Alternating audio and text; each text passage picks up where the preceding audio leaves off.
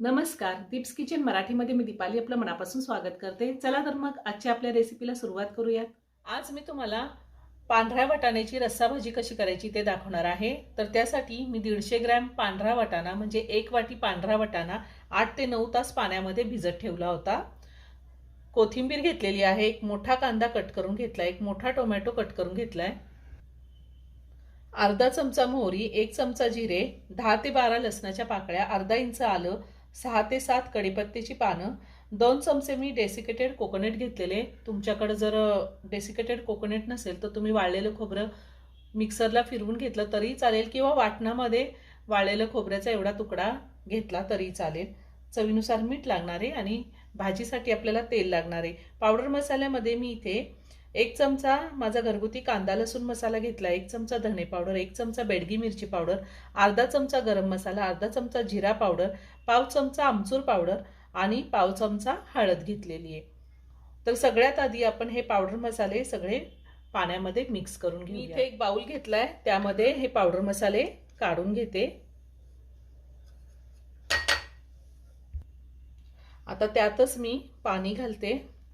तुमच्याकडे जर आमचूर पावडर नसेल 1 चमचा लिंबाचा रस वापरला तरी चालेल किंवा नाही वापरला तरी चालेल। आता हे सगळं मी व्यवस्थित मिक्स करून घेते। मी पावडर मसाले सगळे पाण्यामध्ये व्यवस्थित मिक्स करून घेतलेले आहे। ह्या पद्धतीने आपण जेव्हा पावडर मसाले पाण्यामध्ये मिक्स करून घेतो, पेस्ट तयार करून घेतो, तेव्हा कडधान्यांची जर भाजी असेल तर त्याला खूप छान फ्लेवर येतो मसाल्याचा। म्हणून मी नेहमी ह्या पद्धतीने मसाले पाण्यामध्ये मिक्स करून घेते। मी मिक्सरचं भांडं घेतले, त्यामध्ये कोथिंबीर काढून घेते, त्यातच मी आलं घालते, लसूण घालायचं आहे आणि 1 चमचा जिरे घेतलेले, त्यातले अर्धा चमचा जिरे मी वाटणात घालते। तुम्हाला जर खोबरं सुद्धा वाटणात घालायचं असेल तुम्ही घालू शकता। आता ह्यात थोडं पाणी घालते, मिक्सरला मी फिरवून घेणार आहे, आपल्याला बारीक पेस्ट तयार करून घ्यायची आहे। मी हे मिक्सरला बारीक करून घेतलेलं आहे। आता आपण भाजी करूया। मी गॅसवरती कुकर ठेवलाय, त्यामध्ये मोठे 2 चमचे तेल घातले, तेल गरम झाले, तेलामध्ये मी मोहरी घालते, मोहरी तडतडली त्यात आपण जिरे घालूया, त्यातच बारीक चिरलेला कांदा घालायचा आहे, कढीपत्ता घालूया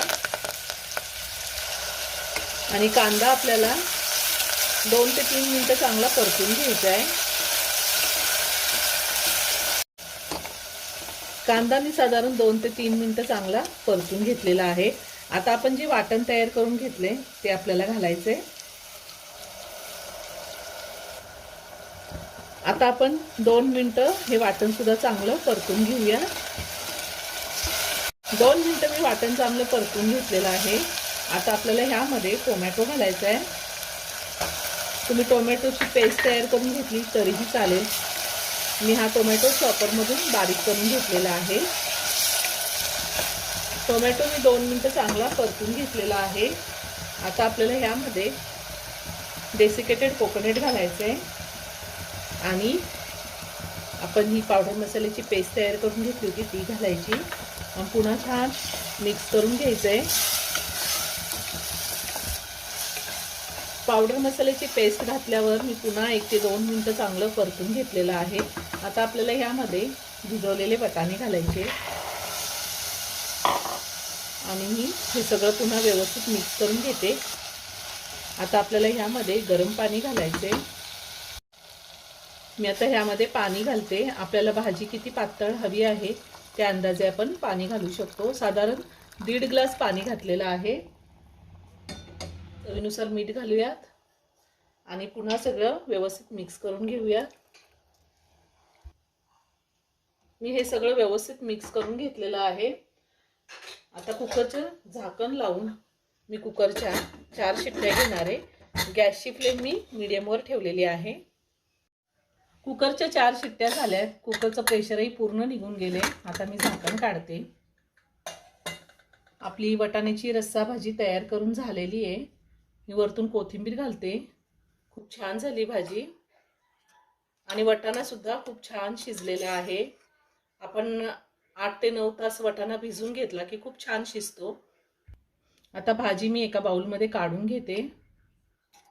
तयार झाली पांढऱ्या वाटाण्याची रस्सा भाजी खूप छान झालेली आहे। तुम्ही ह्या पद्धतीने एकदा भाजी करून बघा। आपण ही भाजी चपाती, भाकरी, पुरी, भात कशासोबतही खाऊ शकतो। खूप छान लागते, नक्की करून बघा। व्हिडिओ जर आवडला तर व्हिडिओला लाईक आणि शेअर करायला विसरू नका। रेसिपी आवडली असेल तर कमेंट करून नक्की कळवा। पुन्हा भेटूया अशाच एका छानशा साध्या आणि सोप्या रेसिपी बरोबर। धन्यवाद।